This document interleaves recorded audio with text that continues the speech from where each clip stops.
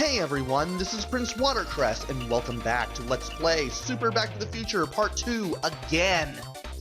In the last episode, we took a stroll through 1985 as part of the training mode, and then we took a nice little joyride through 2015, where we got into a fight with Griff Tannen at Cafe 80s, and now we gotta clear Marty Jr.'s name. Especially since Griff sent his goons after us.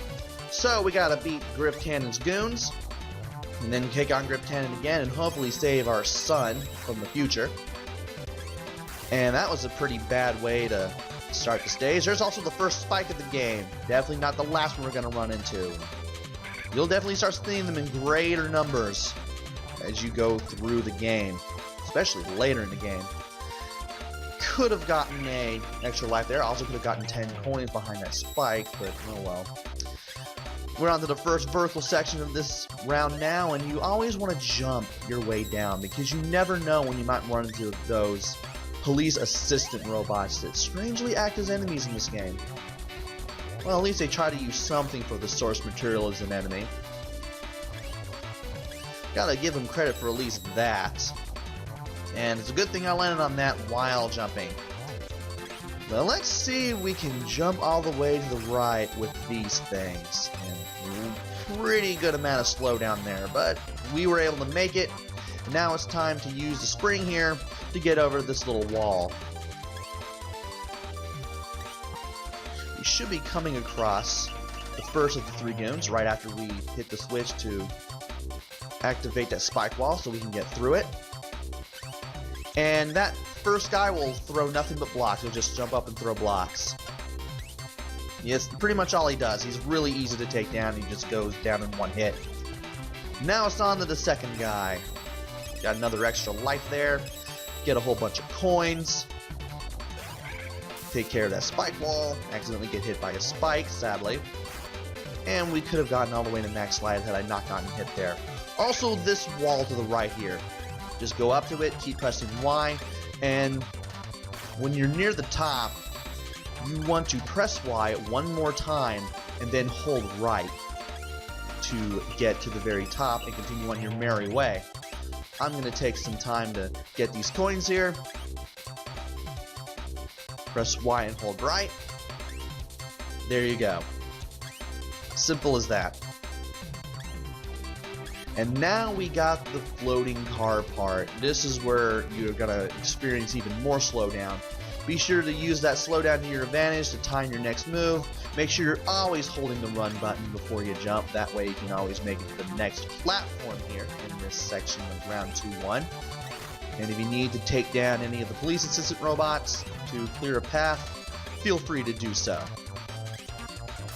And watch out for that moving spike wall there. We have now reached the second of Griff Tannen's goons. I know they have names, but I cannot remember them for the life of me. This girl will jump around back and forth, and she'll spin as she does so. You can wait for her to stop jumping around for a second or two, but I usually just keep jumping on her head because eventually she will stop jumping around and spinning, and you can finally hit her to get these platforms to drop down. We just have one more goon to go, but first we gotta go through yet another zigzag section. So let's get up there, hopefully get a couple more coins, and then we should be out of here.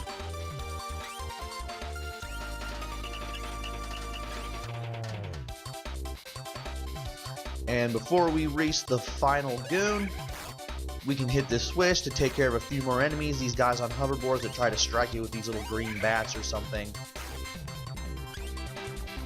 And then hitting another switch will take care of a spike wall that I probably don't even know about. I always hit that switch no matter what.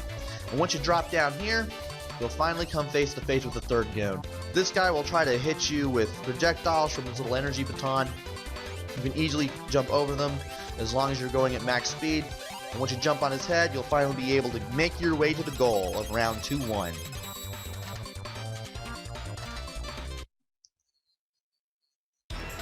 And now it's time for round 2-2. This is our little rematch with Griff Tannen.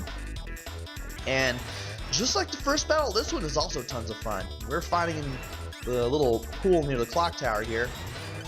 And there's a lot of ways you can hit him.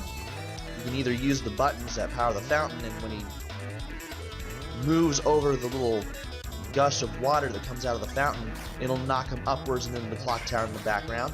You can jump off the batons he throws and hit him with a running jump if you can actually get enough momentum. You can hit him while he's moving back and forth up in the air. Sometimes he'll try to dive down on you. You can hit him on his way down. There's quite a few ways to hit him. Sometimes you can hit him head on just like that.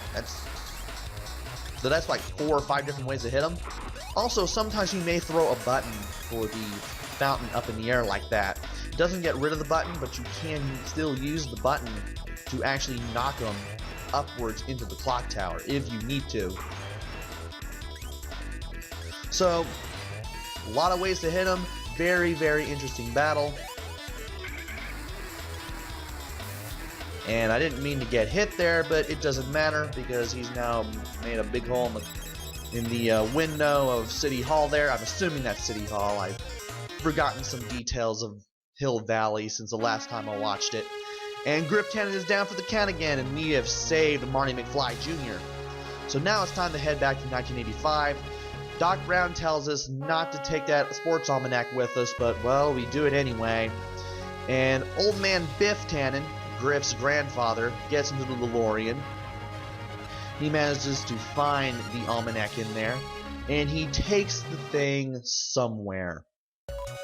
He takes the DeLorean somewhere, having remembered seeing it 30 years ago when we went to 2015. Now we're home, but, well, everything looks so really, really strange. We got broken windows, we got bars on another window. Everything looks really, really dark. That lamppost is broken. The music sounds very futuristic and somewhat ominous. And something's going on, but we won't find out what's going on until the next video. So join me next time where I go through 1985 and see why Hill Valley has changed in some weird way. So until then, this is Prince Watercress. Take care, stay safe, and thanks for watching!